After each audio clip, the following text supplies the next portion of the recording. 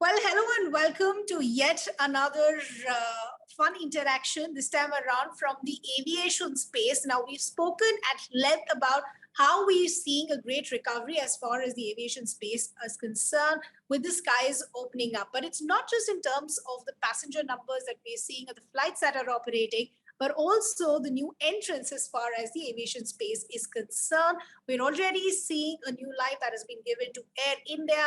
Jet Airways is also all set to regain its operations. And then we have a new entrant that is all ready to enter the Indian market, which is Akasa Air. What is Akasa Air? What are their plans as far as the consumer is concerned? And also, more importantly, when can we actually see them touching the skies? To answer all those questions, I have with me the CEO, Vinay Dube, who's taken out the time to join us here. Vinay, appreciate you taking out the time and joining us here on CNN News 18. So let's first get the big elephant out of the room, which is the question in everybody's mind. When can we see Akasa Air launching? When are we expecting the first flight? We expect the first flight in the latter part of July. So we're working towards that. We will expect to have our first aircraft arrive in India in mid-June. It will take us another couple of weeks or so, based on discussions we have had with the regulators. That is the expected time frame for us beyond that to get our operator's certificate, and then enough time beyond that to launch our first commercial flight. So it's late July is what we are looking at today. So Vinay, if you're saying July end is when we could see the launch of Akasa Air, then let's move from there. Let's talk what we can expect in the coming few days. Of course, a proving flight is a very big challenge and a big step as far as any new airline is concerned. So when can we expect the proving flight? And more importantly, what fleet or what aircraft would you be using? Yeah, sure. So I'll answer the fleet question first, where we will be flying the Boeing 737 MAX 8 aircraft. It's the latest generation, one of the most fuel-efficient aircraft ever built, one of the greenest aircraft ever built. And so we're very, very happy to be flying what will be, India's youngest and greenest fleet. Our first aircraft is expected to arrive in India mid-June. And that's the aircraft we're going to use for our proving flights. So the proving flights will be done in the second half of June. And we expect, based on, all of the milestones that we have been working on with our regulators, we expect to get our operator's certificate in late June, which then leads to the launch of the airline in late July. Okay. Now let's do a recap for our viewers who probably wouldn't be, too well versed with what Akasa Air represents and what we've heard so far. So, of course, the presentations that we've seen so far, it's being called a low-cost carrier trying to enter the Indian market, backed by, of course, the big bull himself, Rakesh Jhunjhunwala. So talk to us about where do things currently stand for the consumer who already has a variety of options in a very aggressive aviation market. What can consumers expect from Akasa? So first, we're obviously very, very happy to launch in what we think is a booming and vibrant Indian aviation market. We think we would like to be the underpinning of the air transportation systems that will drive India's economy. So for us, Akasa is synonymous with the India story, because every growing economy needs strong transportation networks. Our view is that aviation in India is going to grow and grow at double digits for the next 20 plus years. We're going to have 1,000 new aircraft in the Indian skies, whether it's an Akasa aircraft or somebody else's aircraft. And so we're just, extremely happy and proud to participate in that India story. Our consumers should expect the highest levels of customer service. They should expect warmth. They should expect, dependability, friendliness, but they should also expect extremely affordable fares. Sure. Our view is to be able to provide the best value for money for consumers, and for people to come back to us, not just on the basis of the affordability of fares, but for people to come back to us, for our warmth and our customer service and dependability as well. And that's what we hope to bring to the Indian skies.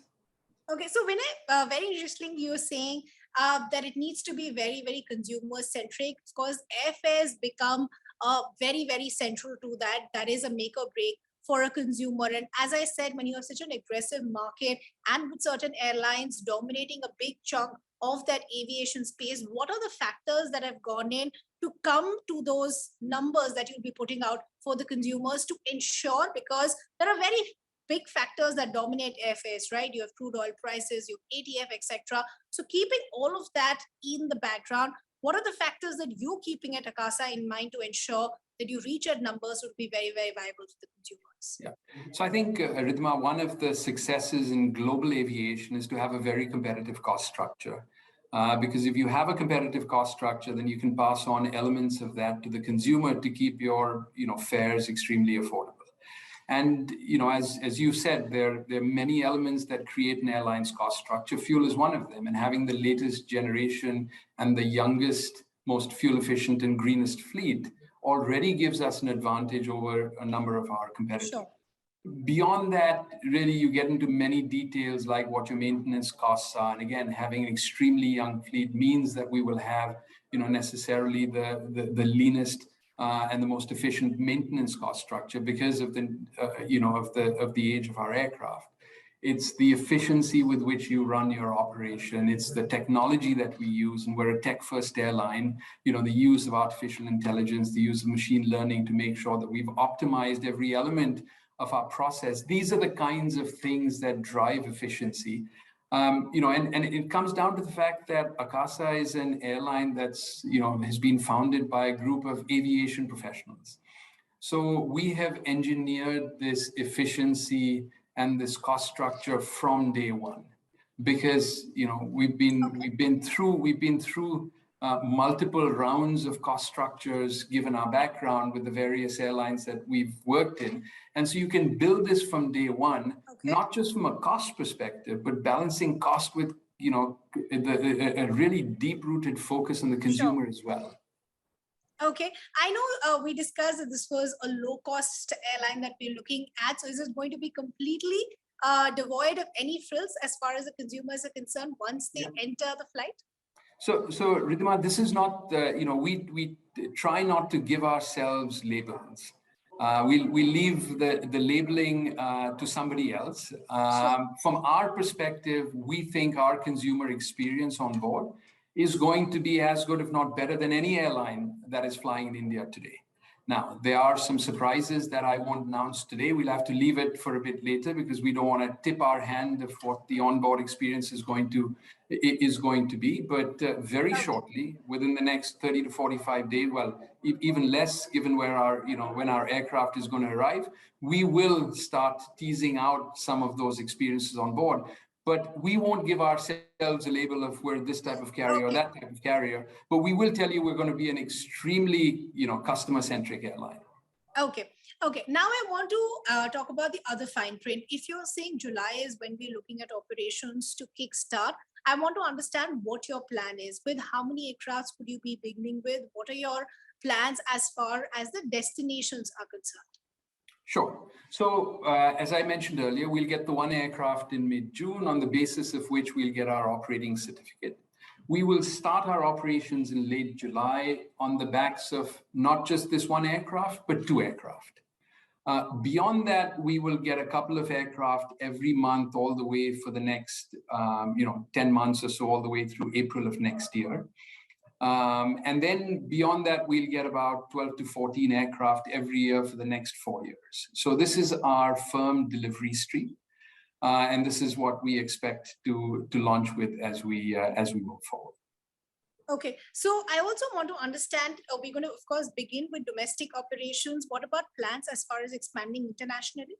Sure. So yes, we do plan on beginning with domestic operations because that's not only something that we want to do.